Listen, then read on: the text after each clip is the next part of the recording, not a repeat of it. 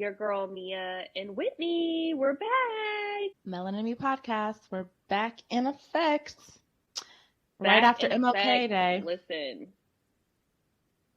Shout out Happy Martin Luther King. birthday. Shout out to MLK. Yes. And Coretta, honey, because behind every good man, especially a good black man, honey, is an even better woman. Okay? So, Powerful shout out black woman. Yep, shout out. Yes. Did you do anything for MLK Day? I did. I worked. I worked. Damn. The philosophy behind that was, girl, MLK fought for us to be open, so I worked. Yeah, I saw a post. What about you? Girl, they gave us the day off at work. They did. They don't want no strife when it comes to black issues in the workplace. But I saw a post. And you work for more of like a progressive. Yeah, very liberal. Liberal, yeah.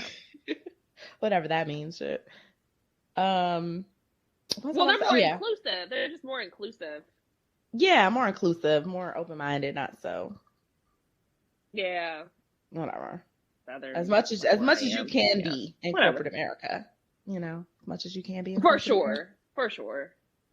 But I saw Justin Boy LA post something that was like, who else's job didn't give a damn who had a dream? I was like, if that's not the truth, because these jobs don't be caring most of the time. Girl, so funny. They don't give a damn. That is hilarious.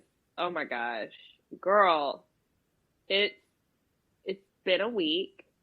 I have finally, I feel like, caught up on like all of my shows, kind of. I really need to go back and watch still like another episode. You know how you watch an episode or two and you catch up, but then you kind of have to go back to get some of the things you feel like you missed. But I guess what I wanted to talk about right now was Potomac, Real Housewives of Potomac. Like, yes, baby, this season has been crazy. How you been feeling about the whole season thus far? I had to give a true review on this season in terms of it being like number 1 flaw or number 10 just excellent, very entertaining, all the things. I would say I would give it a strong like 5, 6. And here's why for me. Because I feel like if they can get rid of Robin and Giselle, we could then introduce some more people that can support the rest of the season. I just feel like they annoy me in so many ways that, and I actually really like Giselle. Irk me, and I honestly feel like it takes away from some of the scenes because I'm like, what value do you have here other than to just be the nosy people and say your little commentary, but instigate things. But I'm like, outside of that, you really have nothing to contribute. You know what I mean? It's just like, they're just there. And it's, it's sad because like Real Housewives of Potomac, because I binge watched the whole thing. Like last year, binge watched like the first like 6 seasons and then watched this one in real time. But it's just like the dynamic has changed so much where it has really become, I don't want to place all the blame on Giselle, but she definitely was the leader of like the mean girl crew clique. But it has really transformed into like some mean girl thing where it's like, it's not even fun anymore. Like the shade and the jabs and stuff, like as entertaining as it was to see all of them fight and stuff, it's some of it that's like uncomfortable because it's getting to the point of like bullying. And then you got the whole, like, is it colorism coming into play? Because the way they treating Wendy is just like mind-boggling. And I'm like, I know it can't just be because I'm trying to figure out why, because nothing's adding up for me. How did we get here? How did we get here? How did we get here? Because the last episode, everyone was so outraged over Karen, I guess, slamming her fist in the table after Charisse slams her fist in the table. It was like, that was just so disrespectful to Charisse. And I'm just like, were y'all just not there when Wendy got disrespected beyond belief with drinks thrown in her face like it's Bad Girls Club and assaulted with a purse like we're in, I don't know, elementary school. Like, are you kidding me? And now, all facts. Now it's a problem because Charisse is apparently the queen All of facts. Potomac that we've never heard of. Yeah. I've never heard nobody call Charisse the queen of Potomac. She got kicked off like season 2. What are y'all talking about? Girl, she's not even she hasn't even been a Marlo of the season. So dry. I mean, she's so dry. Her whole I think the most she's is chasing Karen. Yeah. It's just pathetic. Giving pathetic, and they need to pick somebody else this season for next season. Yeah. Now, did you? Yeah. Well, so I guess we can get into the actual last episode, because what I wanted to say was, as far as me mentioning, you know, the whole Robin and Giselle thing, you saw in the headlines about her fiance. What's his name? Dixon. Coach Juan Dixon. Juan Dixon. So apparently there's been talk that they're not coming back next season. So if that's the case, this is a very big, huge liability. This is a huge liability. And you know, like you said, this is the slander on this show is getting extremely bad. So I can only imagine next season, if they were to be on it, this would be all about that. And he doesn't need that. Mm-hmm. You know, he doesn't need that. Juan is not going to need that, especially if he's going to try to keep this job. So, and I don't see how you can be on the show and not talk about that either. You know, and everybody has had come out in the headlines about something. And if they choose to be on the show, there's jabs, there's things that people talk about, unless you choose to stay off the show. And then you have, the only reason why they're not on the show is because, I didn't want to talk about it.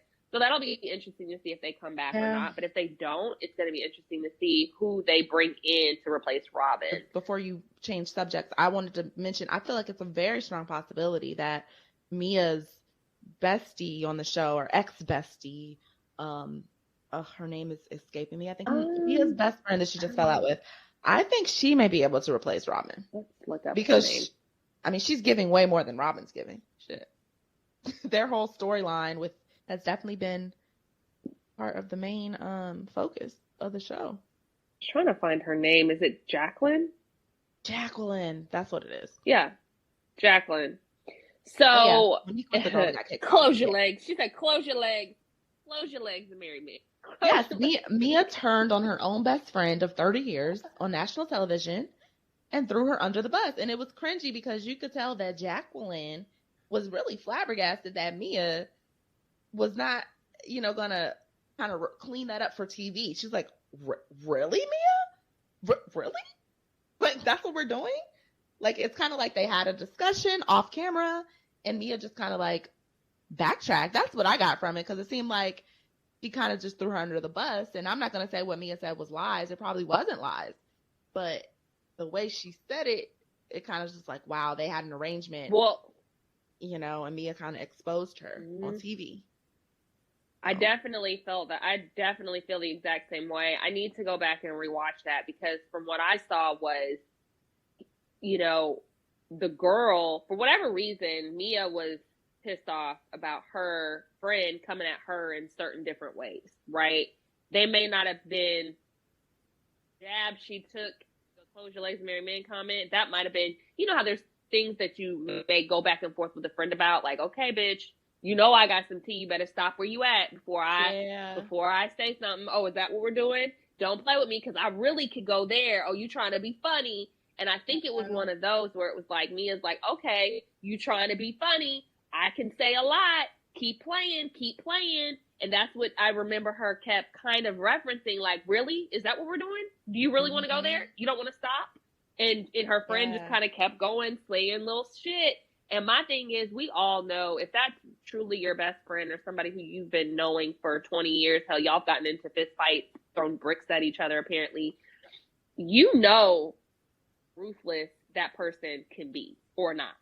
I know. I wouldn't have pushed her. If I camera, if I'm on camera and I'm actually throwing digs at you and you're kind of forewarning me, like, really? Do you want to go there? And I know that in my mind, you know where the bodies are buried, and I've potentially seen you, not even potentially, I've seen you go there off screen. I just wouldn't even push nobody like that. And I'm not saying Mia was right for saying that, because obviously like that was something that she didn't think. No loyalty. Mia seemed like there's nothing too low for her to say. She just seems like I don't. But she knew. But what she knew though was, what I do feel like she did know, that nugget was gonna pretty much take her friend, quote unquote. I say that loosely. She knew that comment was gonna take her under. She knew that was a low. She's like, that's gonna shut her up. She's like, that's gonna shut her up all weekend. That's all I'm saying. That's gonna do it. And sometimes, and I've been there before, not necessarily with a friend, but like, it could be somebody who I'm like, okay, don't, you wanna, you know what I mean? And you didn't piss me off. You didn't piss me off to the point of no return. It's like, okay, motherfucker, you want to go there? Let's go there. I can't say it was the best friend that I've done that with, but what I'm saying is that I think that that's just what happened, because whatever it is, Mia knew the comment that was going to go low and just take her over. And why she said that, why you would even want to be friends with somebody, why you would want to be continual friends with somebody who goes so low, or the other person goes low, or you go low with each other all the time. I don't even understand how that, it just seems toxic. Girl, so I'm like, are they really friends, or... Well, I think that frenemies was more of a better term. And I think it's also like, when you've been friends with someone for so long, you hold on to the friendship, even though it's not the same. It's like codependency. And it's kind of just like, for sure. It's like, today you wouldn't be qualified as a friend, but it's kind of like, you've been grandfathered in because I've known you from childhood type shit. And that's the dangers of, we spoke about this our last episode when we talked about the Shanquella Robinson situation, tragic case in Mexico, where that's the dangers of tolerating friendships that you really need to let go. Because it's like, I'm sure that Jacqueline knew what type of person Mia was, and she was tempted to go on that reality show with Mia, knowing that Mia could possibly drag her or embarrass her on that show, because from day one, she was rude to her. She was like cutting her off. She was like kind of making fun of her. I remember like the first episode, she made fun of her needing deodorant or something in front of Giselle. And I'm just like, why would you tell? Girl, she was like, I am so tired. She's like, if Jacqueline asked me one more time for my deodorant, like, bring your own stuff. We're on vacation. And Giselle was like, oh, well, that's just your friend, girl. Like, but it's like Mia has such an eager and mean girl. Like, she wants to fit in so bad with the clique. Yeah. And I'm just like, yeah. I am from the DMV area, and I do have a little inside scoop. I can't name no names, but, somebody who knows Jacqueline, who knows me, says that, it is very real, and their friendship is over from this situation. She was really hurt by it. Wow. So it's probably going to be discussed on you heard the reunion. Well, you heard it here first, viewers. We were the first to break that. That's real. People have been questioning if it was real, because people were saying, oh, this is a scheme to get Mia's friend on the show and for Mia to have a reason to come back next season, So, but apparently it's real. But then again, you never know. You really never know, because people, if I was going to plan some fake shit, I wouldn't tell nobody but me and the person I'm doing it with. So. Exactly. I don't know. More to come on this. You may be right. She could be a potential contender for next season if Robin doesn't come back. I don't doubt. I wouldn't count her out. I would not count her out, because Robin and Giselle give nothing. Like, I don't know anything about their life except this fake wedding that Robin is trying to make us believe she's planning. She's dragging it out. Girl, this did not say that she was going to go to her cousin's wedding and then have the wedding after her cousin's wedding in Jamaica. Like, what? God, I You were don't gonna use understand what. you were gonna use a trip that you already paid for to piggyback and get married on a whim after your cousin's wedding at the same location? That is just disrespectful and cheap. So what do you think? So what do you think happened? What do you think the real is between Juan and Robin? If you had to call it, like, did Juan just say, you know what, to shut it up, to kind of give you something for the show, for people to chew on? I'll do that. Like, what do you think that this is? Like, because Robin would have been okay if they never got married. Robin would have been fine. She was fine. She would have been fine. I feel like they have I think it's for appearances. understanding. I'm pretty sure it's for appearances, and I think Okay. Robin wanted the questions to stop. She wanted people to stop asking her, well, when are you and Juan getting married? When are y'all getting married? I think she just wanted that to end.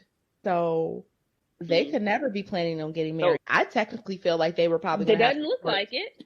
ceremony, you know, that's not legitimate, but just a ceremony for the cameras. Or that's what I thought they were going to do. But now with all this going on, I'm sure they're just going to fall We off don't the face of know. the earth. I don't see Robin coming Yeah. back because Robin And then- can't handle criticism. She's not going to want Can't all handle those criticism, questions. and it makes her extremely uncomfortable to handle things when it comes to her personal life. She becomes extremely uncomfortable, and there is a level of uncomfort that I'm sure anybody would face when they're faced with being asked about their personal business. However, newsflash, you're on reality TV. So some of the obvious things that everybody wants to know because you're on reality TV deserve more than just a publicity answer, you know, to just skirt over it. And it's just like, what the fuck for? Like, you're not giving us anything. Everybody has literally had to face all kinds of criticism when it comes to their personal business. Karen and her taxes, Ray and Karen, you know, with the young pool guy, Giselle with the whole, Jamal Bryant situation, Ashley with her husband. Everybody's like, oh my God, is he gay, bisexual? You know, you touch the cameraman. I mean, everybody at some point has had to face something that has been extremely uncomfortable, and they just kind of roll with it, and they have great comebacks for people who come for them. But like with Robin, they don't want to share their life. They don't. That's the problem with Robin, Giselle, and Charisse, because it's just like, we don't know shit about y'all, and that's why y'all are so pressed to point out what everybody else is doing, making it your business. Correct. Because you don't got no business, and you want to divert. To deflect. Yep, Yeah. divert. Yep. I hope all you want to get a check, you want to still have appearances for whatever it is that you're doing in your life. So whether that's real estate, your hats that you were selling, you know, Giselle had sold makeup at one point that I think was in Target. Like, they still want the publicity, but they don't want to also chime in on the other side of that. I look at Candy as the perfect example. Candy Beerus. I mean, she typically doesn't have just groundbreaking drama. She has had some things that have come out that have been extremely entertaining. But then, for the most part, Candy's pretty... you kind of like, she's there, but you know what? She finds a way to like kind of maneuver all these years while she's still promoting everything she's got going on and getting to the bag. She's a great example. But with Giselle and Robin, I'm so okay if I never see them again on the Housewives of Potomac. And I, much power to them, but yeah. What I can say though is that for Giselle in particular, she is much more enjoyable and tolerable when she's not with Robin. Like when she was, I think this episode that she did the yoga thing with them, or when she's just by herself, she's so much more like intertwined with everybody. She's not playing mean girl. She's not trying to like dab at everyone. It's like when they get together, I don't know what they got going on. They got some weird energy where it's just like they're super defensive and catty when they're together. It's weird. I don't know. It's weird. And I'm like, how can you even be that way when you both individually have your own shit? You guys are not having these perfect lives where everybody wants to emulate what you guys are doing. Like, no, sit down, ma'am. No, y'all are not it. Okay. Girl, So, not it. yeah. It'll be But interesting to see the rest of the episodes and how the season plays out for sure. I'll be watching. for sure. I definitely can't wait for that reunion. You heard me? How many more episodes do we have, do we think? Is it nearing its, or It feels are we like it's still about a to be little further over. out? I can't see it being no more than one or two more Yeah. episodes. Oh. Okay. Yeah. Yeah.